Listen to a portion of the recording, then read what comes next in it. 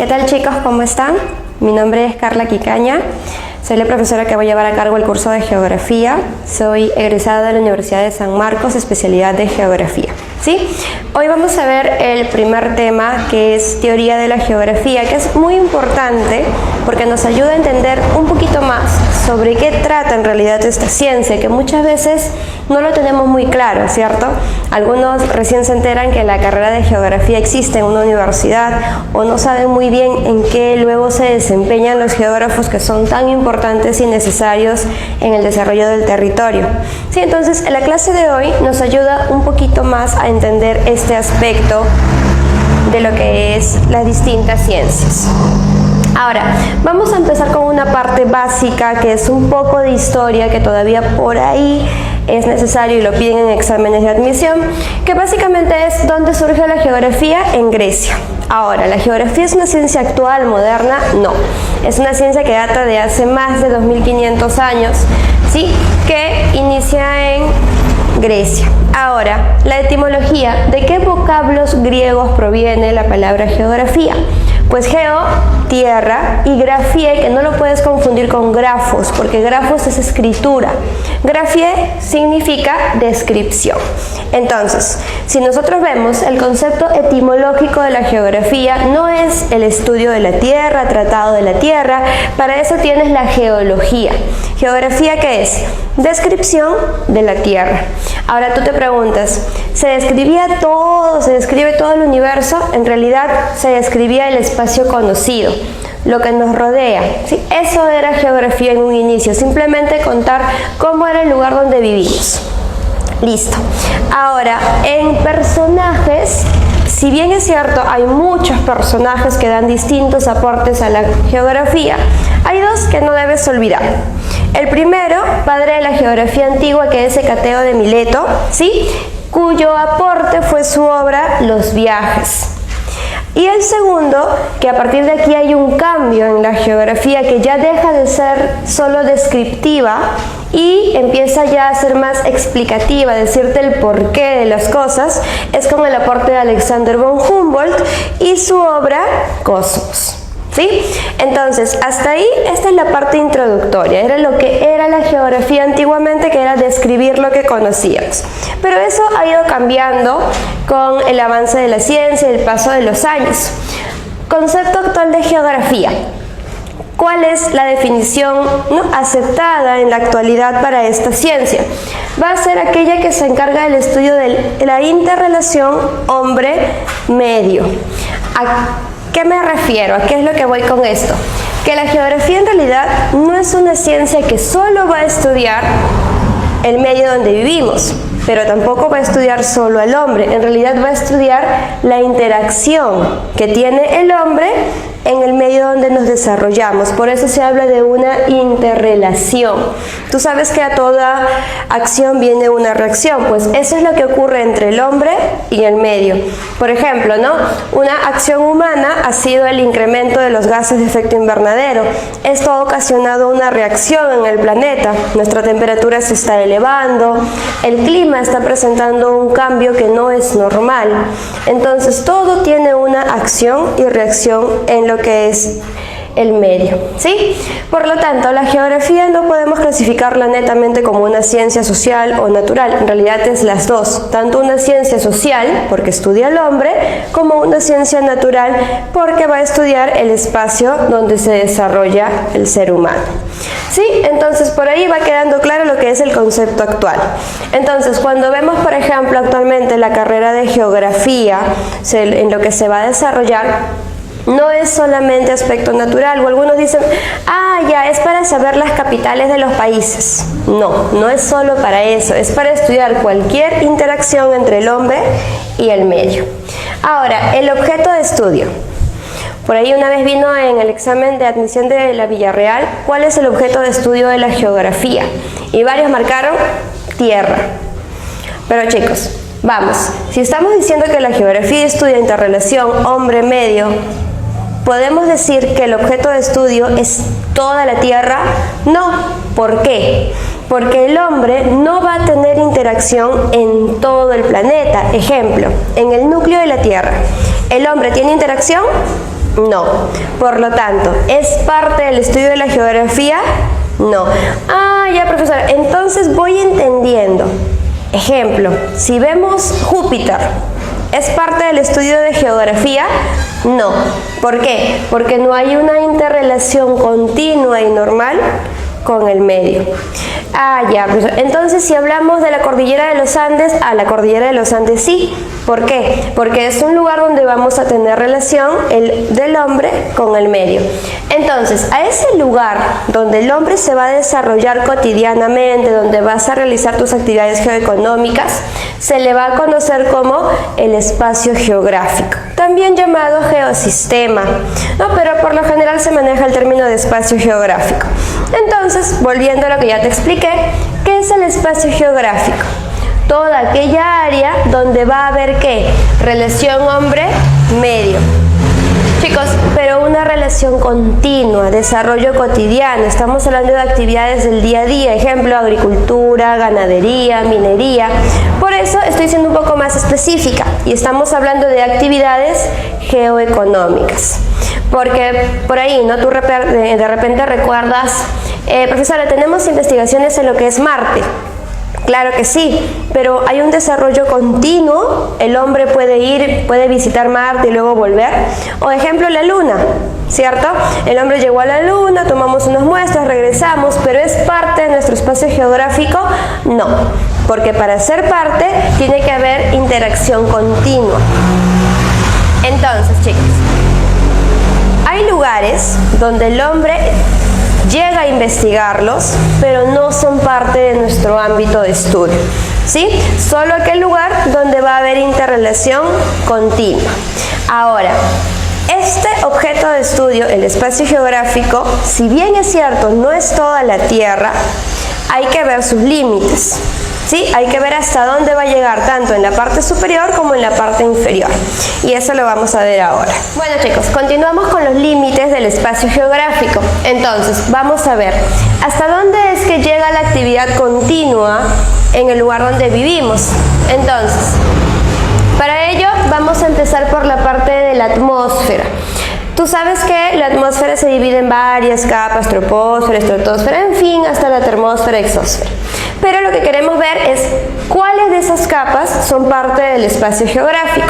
Y ahí viene la primera, troposfera. La troposfera, ¿por qué es importante? Porque es aquí, la capa donde nosotros vivimos, el aire que estás respirando. Es donde ocurren la mayoría de cambios del tiempo y clima. Es más, por aquí también se realiza la navegación comercial. Entonces, chicos, la troposfera es parte del espacio geográfico. Pero no queda ahí. Llegamos también hasta una capa superior llamada estratosfera. ¿Por qué? Dos razones. Uno, que hay vuelos comerciales que todavía llegan a esta capa, y vuelos militares, que lo que buscan al ir a lugares más elevados es evitar los cambios del tiempo y clima. Además, tienes una capa muy importante, que es la capa de ozono, que nos va a proteger de los rayos ultravioletas. Entonces, por estas razones, vamos a considerar como límite del espacio geográfico superior tanto a la troposfera como a la estratosfera, que puede llegar hasta los 35-40 kilómetros aproximadamente. Luego, chicos, en la parte de la hidrosfera, en los océanos, solo nos va a interesar como ámbito de estudio hasta los menos 200 metros. ¿Por qué? Esa es la conocida zona fótica. ¿Recuerdas? Fotos viene de luz. ¿A qué se refiere? Que solo esta zona de aquí es la iluminada. Profesora, ¿y por qué solo la zona iluminada? Pasa, chicos, que para tener desarrollo de fitoplancton, recuerda, fotosíntesis, tenemos que tener llegada de rayos solares. Entonces, la zona fótica, ¿por qué es tan importante para nosotros? Porque es aquella zona que desarrolla la mayor parte de vida en los océanos. Sí, entonces hasta los menos 200 metros en lo que es hidrosfera océanos.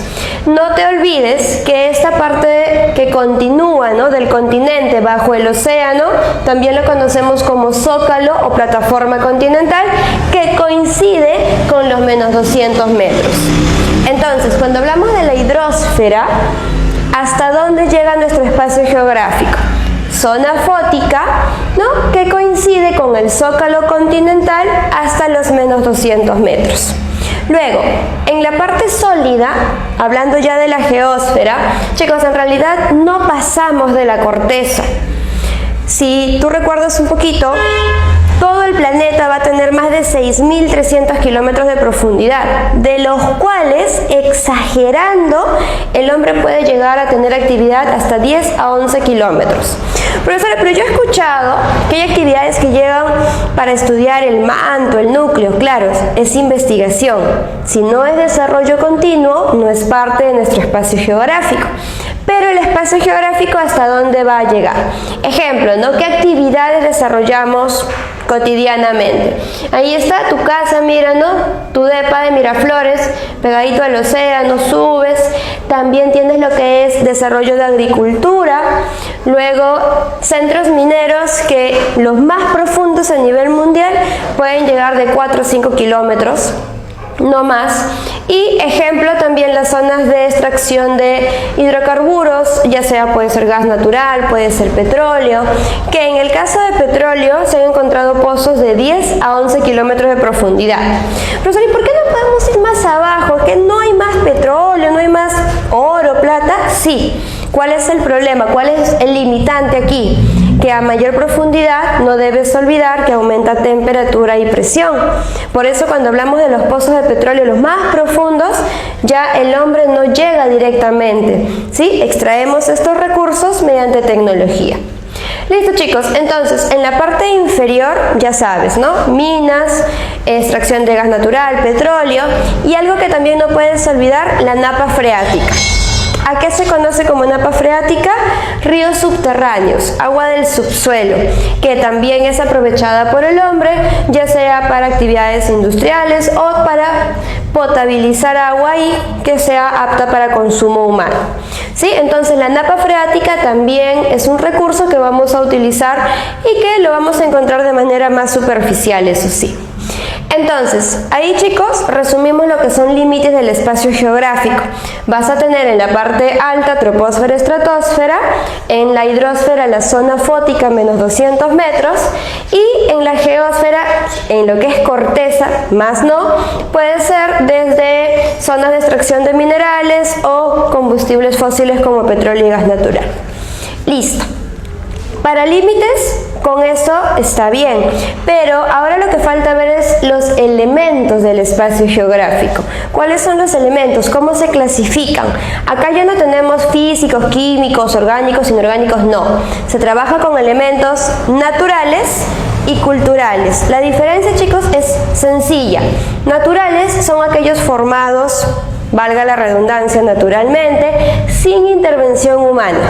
Ejemplo, ¿no? Si tú observas aquí el espacio geográfico, profesora, puede ser el clima, por ahí veo nubecitas, puede ser el tipo de suelos, el relieve, la flora, si hablamos ejemplo de el ichu que crece en las mesetas, ¿no? O la vegetación de la Amazonía es parte de la flora, elementos naturales. Y ejemplo fauna, pueden ser animales pero que se desarrollan de forma salvaje, también le llaman, ¿no? Eso es, chicos, respecto a elementos naturales. Cuando hablamos de elementos culturales, no necesariamente creados por el hombre, porque en realidad el hombre lo que hace es transformar. Entonces, elementos culturales son aquellos que ya tienen intervención humana. ¿Me dejo entender? Ejemplo, viviendas, carreteras, profesora, cultivos, pero un cultivo no es natural y ahí viene la diferencia. Si, chicos, la vegetación crece de forma normal, natural, sin intervención humana, eso es flora, fauna, esos son elementos naturales. Pero si ya hay intervención humana, ya ha habido participación del hombre para producir estos vegetales, pues eso ya es un elemento cultural. Entonces, cuando hablamos de las chacras, de las parcelas de cultivos, estamos hablando de elementos culturales, similar a las granjas, ¿no? Ejemplo, los criaderos de pollos o vas a tener las caballerizas, chicos, son elementos ya donde interviene el hombre, por lo tanto, culturales.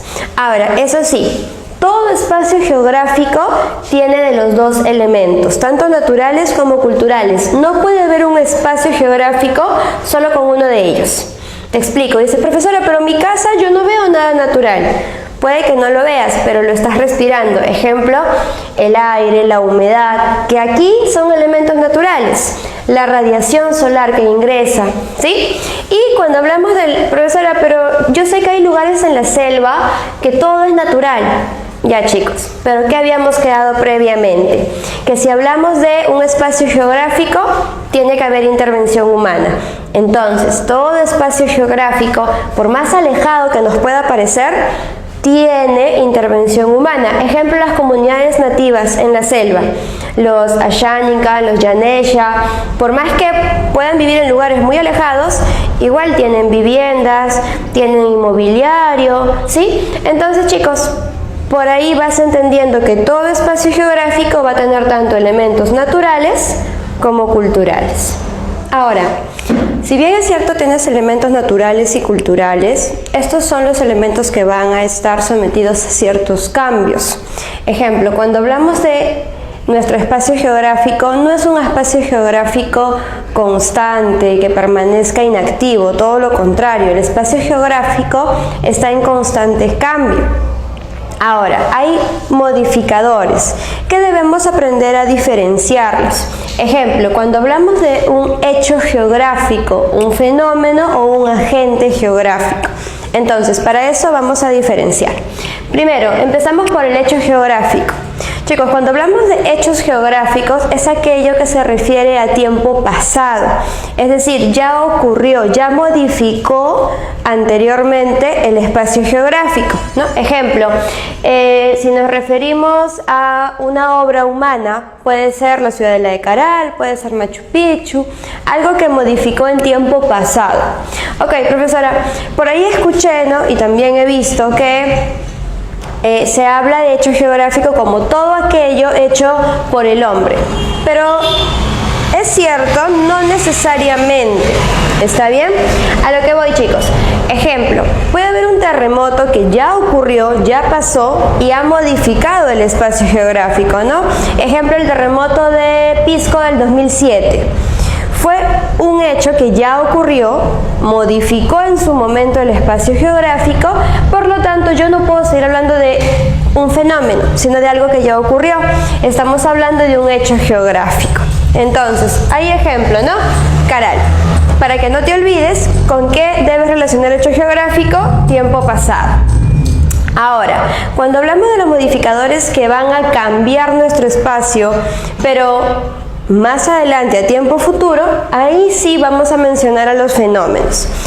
Pueden haber fenómenos geográficos biológicos, sociales, aunque los que más reconocemos normalmente son los físicos. Ejemplo, huaicos, tornados, tormentas eléctricas, erupciones volcánicas, los sismos. Pero también hay fenómenos biológicos, como el que estamos viviendo en la actualidad, que es una pandemia, ¿no? Algo que no sabíamos que iba a ocurrir, pero que se ha dado y que lamentablemente está afectándonos. También hay fenómenos sociales. A raíz de todos estos cambios, chicos, hay fenómenos sociales como la migración, ¿no? Debes haber escuchado sobre los caminantes que están saliendo en grupos. Este es un fenómeno social que no se esperaba, pero que ha modificado también nuestro espacio, ¿no? Entonces, cuando hablamos de fenómenos, son aquellos que están en tiempo futuro. Es más, no sabemos cuándo van a ocurrir, son impredecibles. Chicos, si nosotros hubiésemos sabido que esta pandemia se iba a dar, pues muchos hubiésemos guardado pan para mayo, como se dice, ¿cierto? Pero lamentablemente no fue así, fue algo inesperado. Por eso se hablan de fenómenos. También son incontrolables, ¿no? No podemos evitarlos. Ejemplo, un terremoto, chicos, nosotros no podemos evitarlo. Sabemos que va a ocurrir en algún momento, pero no se puede evitar. Listo. Ahora, cuando nos referimos a agente geográfico, son todos aquellos elementos que están modificando en tiempo presente, real, en este momento. Ejemplo, chicos, los ríos de la vertiente del Pacífico, del Amazonas, ríos que en este momento están modificando nuestra cordillera. Vientos, lluvias o cualquier otro agente que modifique en tiempo real. Eso sí, no debes olvidar que el hombre es el principal agente geográfico. ¿Por qué? Porque es el que modifica de forma más rápida nuestro espacio, ¿no? Ejemplo, chicos, mientras un río se demora cientos de años en desgastar la cordillera, pues el hombre, chicos, mediante el empleo de tecnología puede construir una carretera y atravesar una cordillera en cuestión de semanas, días incluso. ¿Sí? Entonces, principal agente geográfico, el hombre. Eso sí, si te preguntan principal agente natural, ya no es el hombre. ¿Quién es? El agua. ¿Por qué el agua? Porque lo vamos a encontrar en distintas formas. Puede ser en olas, mareas, puede ser en estado sólido, en lo que es glaciares, puede ser también tipo precipitaciones o la misma humedad atmosférica. ¿Sí? Entonces, principal agente geográfico, el hombre. Y si te preguntan principal agente natural, el agua. Listo, chicos. Entonces, esto es para modificadores. ¿Cómo se le conoce cuando hablamos de un hecho? Es que ya pasó. Fenómeno, algo que va a ocurrir y que va a cambiar nuestro espacio. Y agente, aquellos que están modificando en tiempo real. Ahora, chicos, hasta ahí hemos visto todo lo que es el objeto de estudio. El concepto, los límites, los elementos y los modificadores. Ahora, ya quedó claro el objeto de estudio del espacio geográfico, a lo que vamos a pasar es ahora un poquito más de teoría, que es concepciones. ¿Sí? Ahora, chicos, cuando hablamos nosotros de concepciones, vamos a tener dos escuelas que, vamos a decir, se oponían entre sí. ¿Sí? ¿Qué es lo que va a ocurrir? Hay dos concepciones muy marcadas en el desarrollo de la geografía que tienen posturas opuestas. Vamos, son el determinismo geográfico y el posibilismo geográfico. Te explico una por una y vas a notar la diferencia. Empezamos con determinismo, escuela alemana. El principal exponente es Friedrich Ratzel. Es más, chicos, esta concepción es base para la expansión alemana. Tú debes recordar, ¿no?, que la justificación, entre comillas, fue la cuestión de razas, pero tú sabes que en realidad era un tema económico y político. ¿Por qué? Mira, ¿cómo se pensaba en ese entonces? Te dice, el medio, el lugar donde uno vive, y los recursos con los que se cuenta determinan el desarrollo de una sociedad. Ejemplo, ¿no? Profesora, si yo vivo en un lugar con un clima benigno, un clima templado, tengo suelos fértiles, tienes disponibilidad de agua, ya. Si tienes un lugar, un territorio con buena disponibilidad de recursos, felicitaciones, vas a tener un desarrollo amplio, alto, ¿no?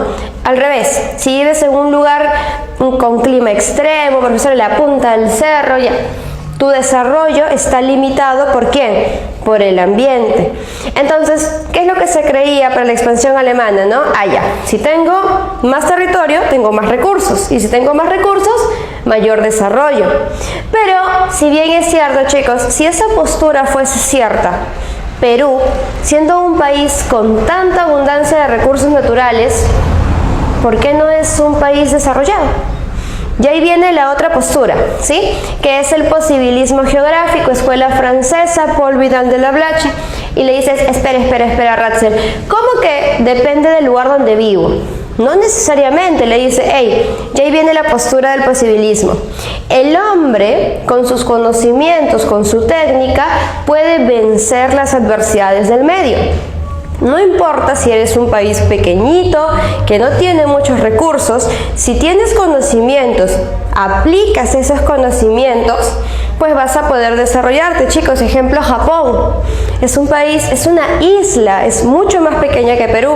Si hablamos de recursos naturales, pues no tiene comparación con lo que Perú tiene en cantidades. ¿Sí? Entonces, en ese caso, y es donde se dice, no depende de lo que tienes, sino de cómo lo sabes utilizar. Y ahí está Perú. Perú es un país con gran abundancia de recursos, sin embargo, el no saber utilizarlos ha hecho que no nos desarrollemos como sociedad. ¿Sí, chicos? Entonces ahí está, el determinismo. El lugar que te rodea, el ambiente, va a poner limitantes a tu desarrollo. Entonces, el medio determina el desarrollo social. En cambio, en el posibilismo, el hombre, a través de empleo de técnicas, de conocimientos, puede vencer las adversidades del medio y lograr su desarrollo. Entonces, aquí están las dos concepciones que, si bien son opuestas, es necesario que las tengas muy claras. ¿Sí, chicos? hasta ahí vamos a quedar por aquí.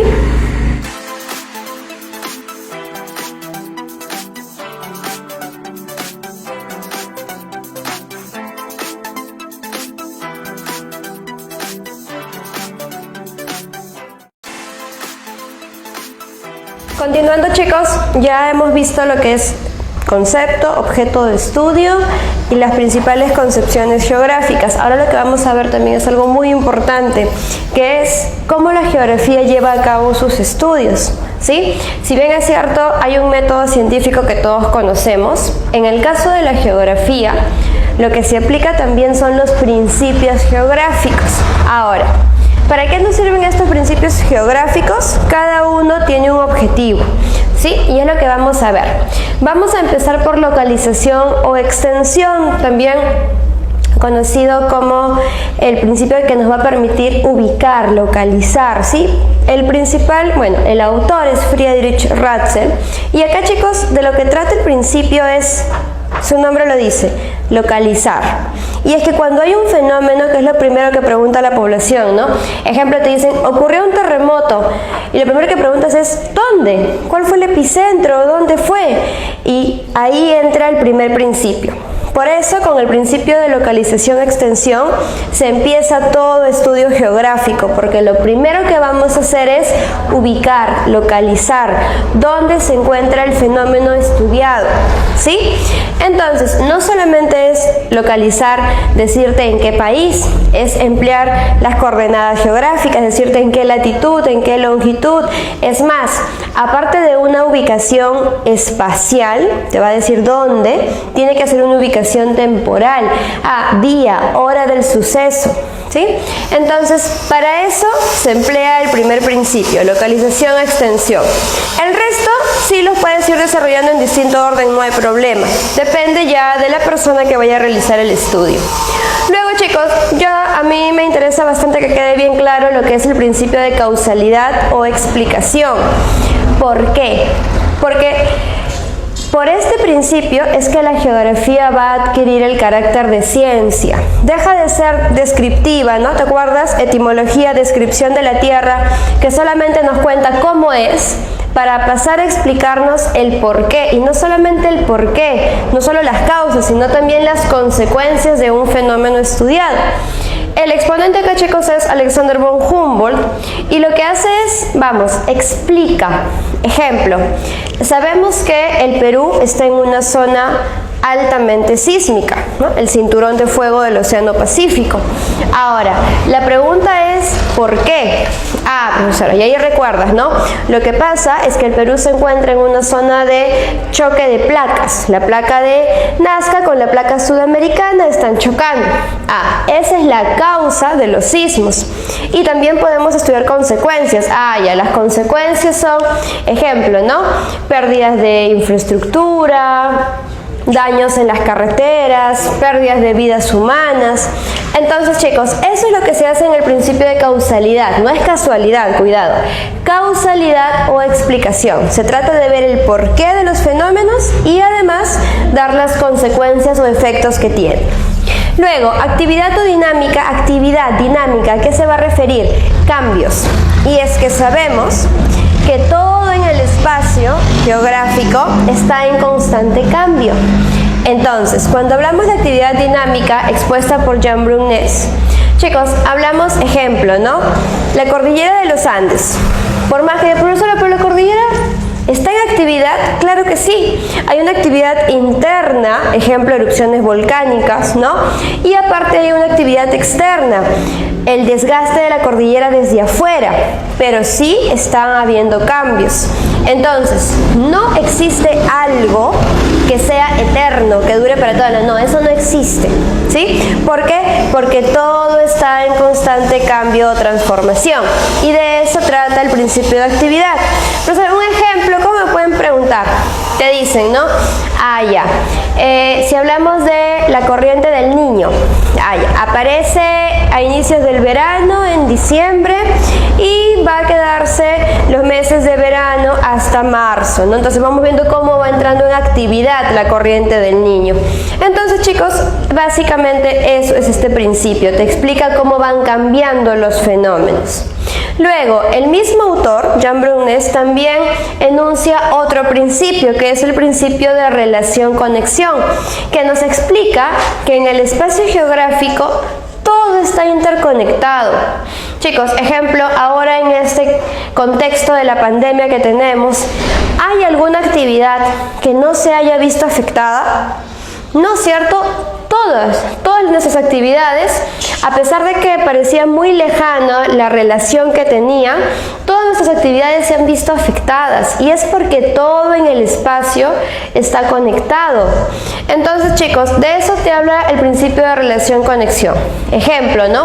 Perú no es un país que se caracteriza por presentar altos niveles de contaminación, como China o Estados Unidos.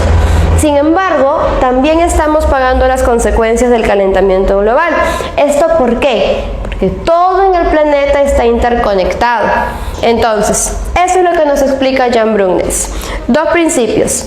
Uno, que todo está en constante cambio, actividad dinámica. Y dos, relación-conexión, que todo está interconectado en nuestro espacio geográfico. Ahora, chicos, hasta ahí vamos 4. Quinto principio. Comparación o analogía. Y es que nosotros estamos acostumbrados a hacerlo, ¿no? Comparamos. Ejemplo, ahora estamos comparándonos entre país a país, quién tiene más infectados, quién tiene más muertos, quién va ganando, que lamentablemente son cifras tristes, pero igual lo estamos haciendo. ¿Y por qué es que comparamos? Para encontrar semejanzas, diferencias, para ver qué está haciendo de repente el otro país que podemos aplicar, que nos podría servir, o en qué nos estamos diferenciando, por qué allá tienen menos cantidad de muertos, por qué acá más. Ejemplo, ¿no? Por ahí vi una publicación que decía que Argentina tiene muchos menos infectados y muertos que Perú. Y la pregunta era ¿por qué? ¿Por qué? Vamos a comparar. ¿Qué pasó? ¿Por qué que acaso el coronavirus es distinto? Y no, chicos, lo que pasa, ejemplo, ¿no? Es que en Argentina lamentablemente no se están aplicando tantas pruebas como ocurre en Perú diariamente. Y tú sabes que Argentina es un país más poblado. Entonces, por ahí, ellos en realidad no tienen una muestra real de lo que está haciendo el virus en su país. Entonces hay que tener mucho cuidado, ¿sí? Y es por eso que este principio es tan importante. Nos permite comparar para encontrar semejanzas, diferencias. Y profesora, aplicado a un fenómeno natural, ejemplo, ¿no? Nosotros hemos comparado año tras año los efectos del fenómeno del Niño. ¿Esto qué nos permite? Ya, profesora, ya sabemos que cuando aumenta la temperatura del mar a partir de agosto, septiembre, la temperatura se eleva, va a haber fenómeno del Niño. Eso ya lo sabemos. ¿Por qué? Porque hemos comparado, ¿no? Año tras año cómo es que varía. Ahora, también sabemos que el fenómeno del Niño nos va a ocasionar lluvias intensas y por ende huaicos. ¿Por qué llegamos a esta conclusión? Por el principio de comparación. Por eso nos sirve mucho. Es más, nos ayuda a prevenir. Chicos, para nosotros no es sorpresa dónde va a ocurrir un huaico. Sabemos dónde va a ocurrir, pero lamentablemente esos lugares siguen poblados. Ejemplo, las quebradas. ¿Sí? Entonces, chicos, en comparación o analogía son dos autores, Paul Vidal de la Blache y Carl Ritter. ¿Sí? Entonces, ellos dos van a enunciar este principio que es tan importante para encontrar semejanzas y diferencias. Y el último principio, que es el principio de descripción, el autor es Paul Vidal de la Blache. Profesora, pero entonces él también tiene dos. No, cuidado, porque comparación o analogía es con apoyo de Carl Ritter. Entonces yo no puedo decir que Paul Vidal de la Blache también tiene dos principios, ¿está bien? Pero sí, en el principio de descripción, ¿de qué habla Paul Vidal de la Blache? Lo que te dice es que se debe señalar los rasgos específicos de cada fenómeno estudiado.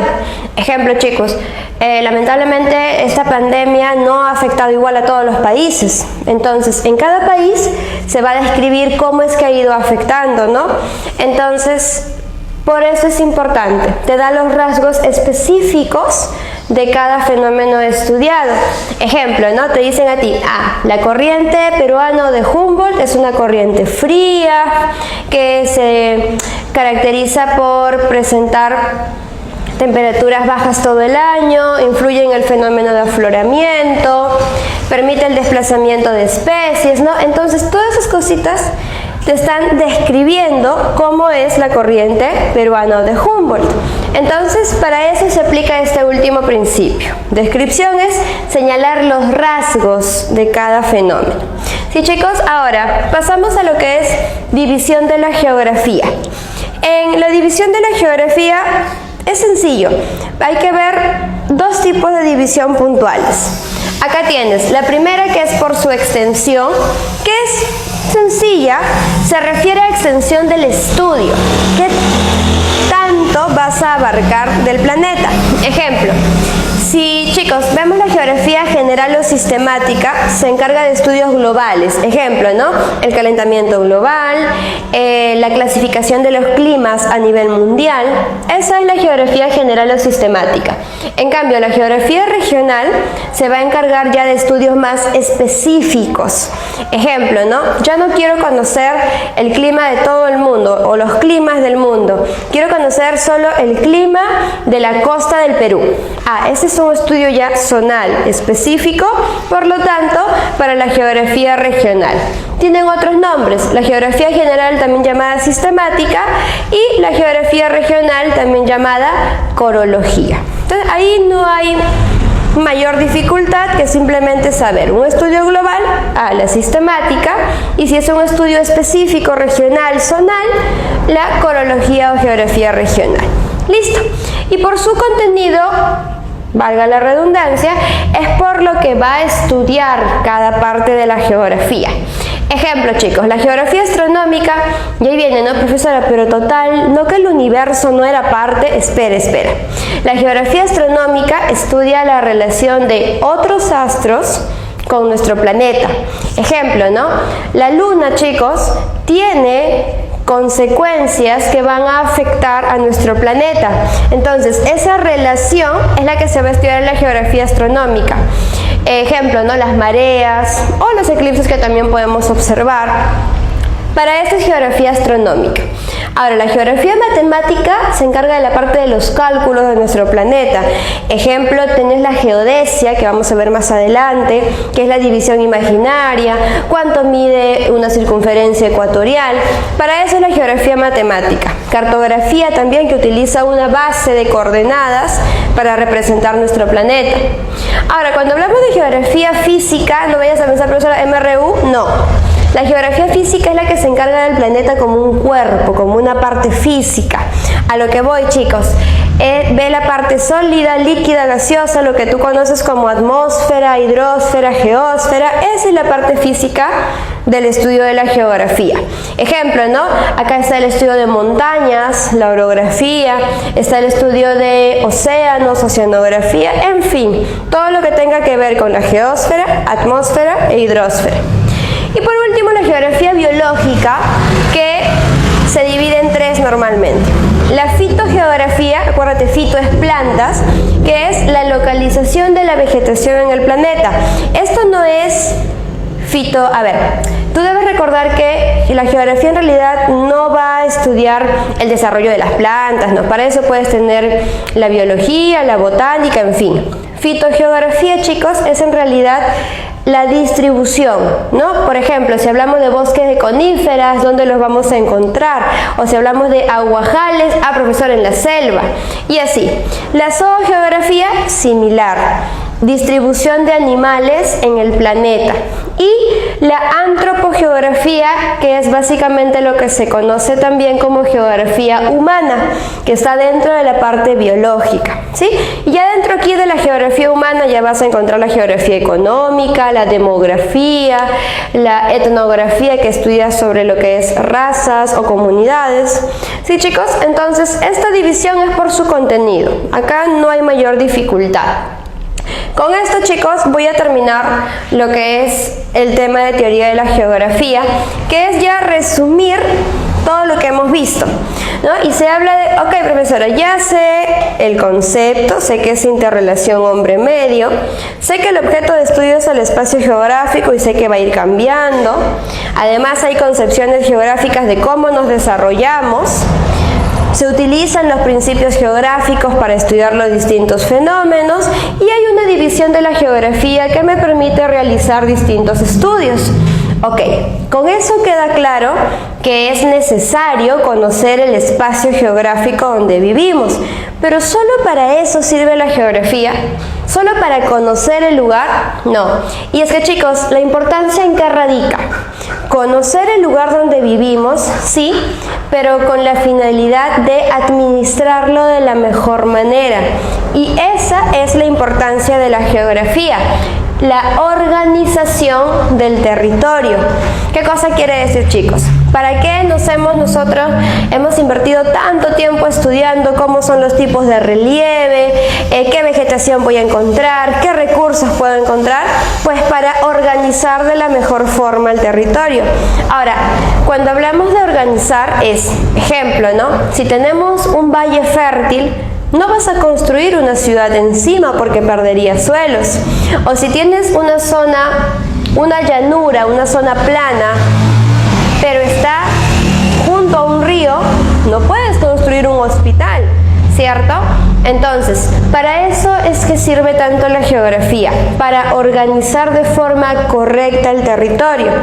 Ok, profesora, ¿solo para eso? Claro que sí, pero hay más. Aprovechamiento de recursos, pero de manera sostenible. ¿Qué cosa quiere decir de manera sostenible? ¿Debemos aprovechar los recursos? Claro que sí. ¿Perú debe practicar minería? Sí. Chicos, ¿de qué nos serviría tener tantos minerales si no los vamos a extraer? El detalle es que debemos hacerlo de manera sostenible. ¿Eso qué cosa quiere decir? Sin agotar los recursos, sin dañar el medio ambiente y siempre buscando el beneficio de la población. ¿Está bien? Entonces, a eso va la geografía. Organizar nuestro espacio geográfico, aprovechar los recursos, pero de forma sostenible. ¿Con la finalidad de qué? Mejorar nuestra calidad de vida. De que toda la población tenga un mejor acceso a los distintos servicios y eso se va a lograr mediante el aprovechamiento de recursos. Chicos, la finalidad del Estado peruano, ejemplo, no es el crecimiento económico, no es invadir Sudamérica. ¿Cuál es la finalidad de nuestro Estado? Es el bienestar de la población y es por eso que es tan necesario la geografía hoy en día, porque si tú no sabes organizar tu espacio, no aprovechas bien tus recursos y por lo tanto tu desarrollo se ve limitado. Entonces, chicos, espero que con la clase de hoy te haya podido quedar un poco más claro la importancia de la geografía y en qué es que nos desenvolvemos los geógrafos. No somos profesionales que se dedican a memorizar capitales de países, ¿sí? Sino a saber cómo administrar el territorio donde vivimos para poder sacarle mejor provecho sin dañarlo. Y eso no lo hace el arquitecto, no lo hace el ingeniero de minas, no, sino la geografía. Chicos, con esto vamos a concluir la parte teórica, ¿sí? Gracias.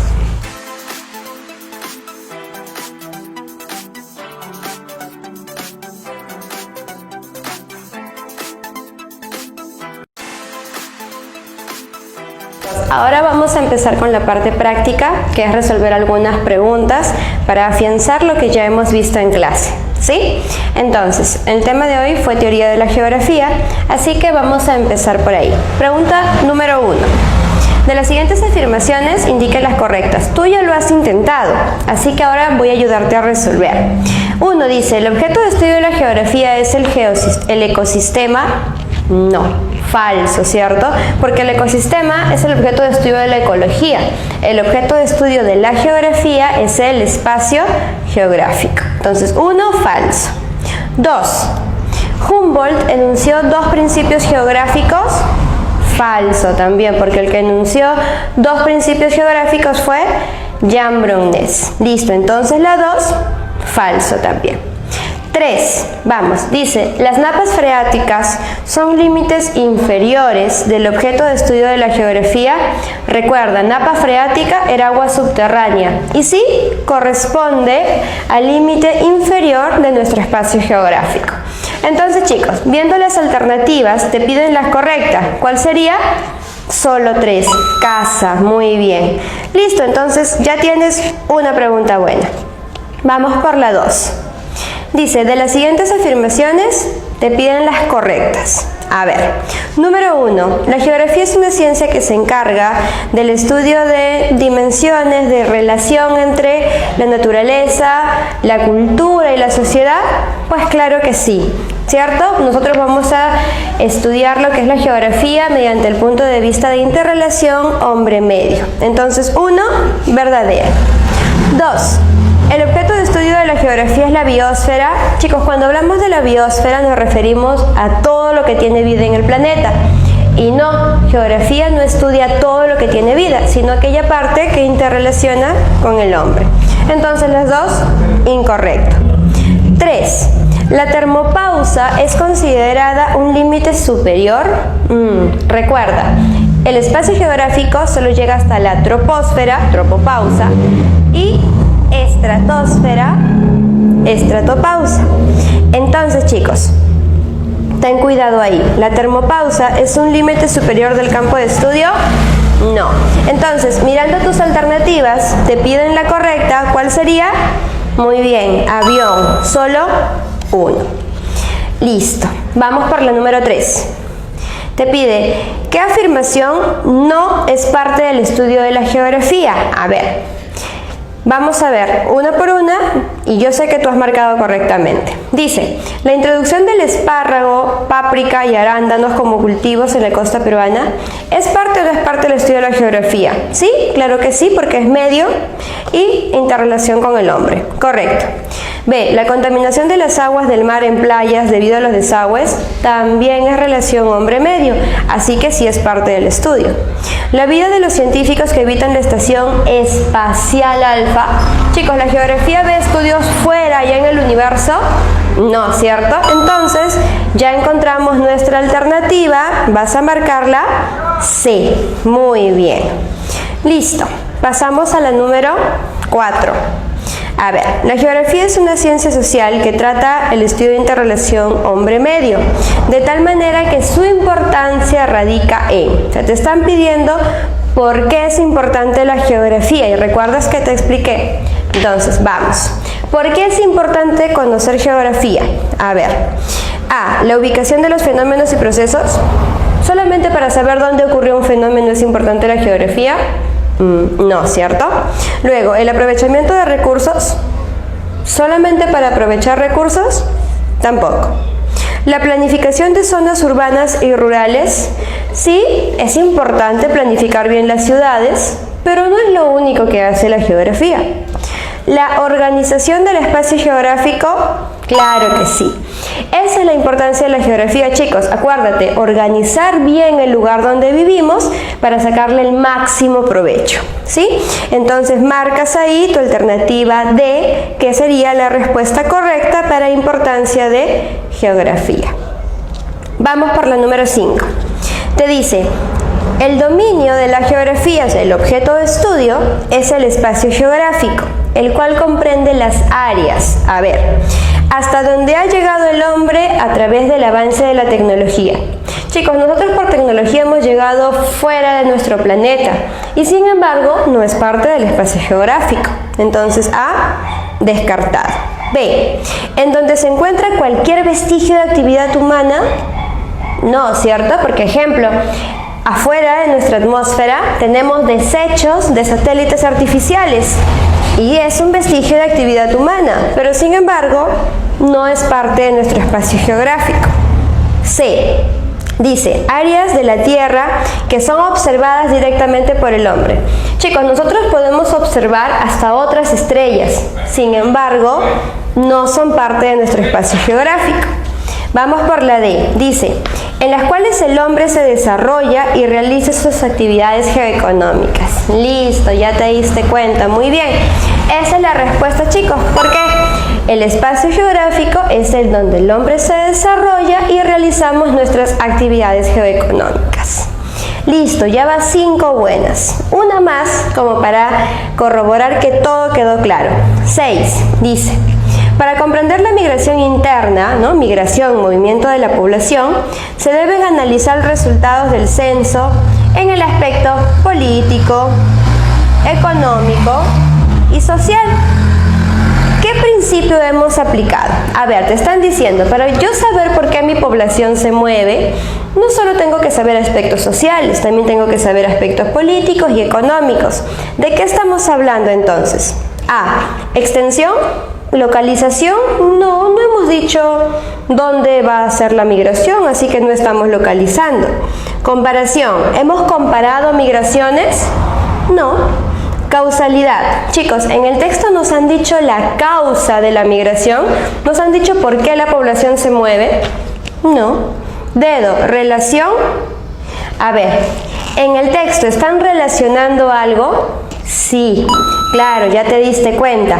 ¿Qué están diciéndonos? Que para entender la migración tenemos que relacionar aspectos políticos, económicos y sociales.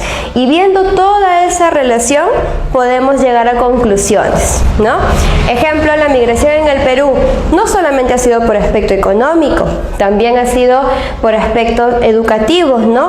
Búsqueda de mejores lugares donde poder recibir una educación de calidad. Entonces, chicos, hay distintos motivos y siempre hay que relacionar, ¿no? Y a eso se enfocaba el texto. Listo, chicos, entonces con esas 6 preguntas que resolvimos, espero que hayas podido resolver la mayor parte bien y aún quedan algunas preguntas más para que tú puedas seguir intentando.